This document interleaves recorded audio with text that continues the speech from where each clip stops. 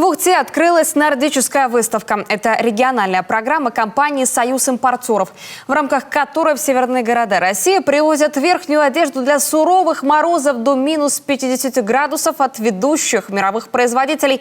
Ознакомилась с ассортиментом Виктория Науменко. Мужские и женские канадские пуховики, аляски, парки, штормовки, кожаные куртки из Норвегии и Канады, греческие шубы на любой вкус. Эти изделия можно увидеть в магазинах Москвы, Санкт-Петербурга, но на нордической выставке они представлены по оптовым ценам. Покупатель может сэкономить где-то в 2-3 раза на импортные вещи от магазинных цен. Почему? Потому что идет полная минимизация всех расходов. Минимизация аренды помещений годовых, зарплата сотрудников и какие-то налоги.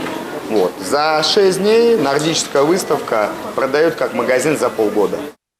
В преддверии холодов ассортимент нордической выставки, рассчитанный на температуру от 0 до минус 50, вызвал у ухтинцев большой интерес с первого дня экспозиции. Проходил мимо, увидел выставку нордическую. Зашел, ребята подобрали куртку. Вроде понравилось, по размеру нормально, все теплое. Волчья вроде.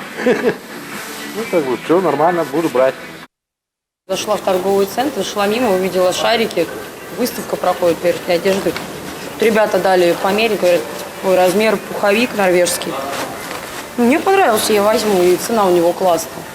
Даже по сравнению с нашими магазинами.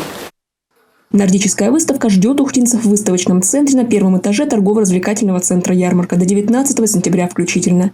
Виктория Науменко, Павел Лагутин, телеканал Юрган, Ухта.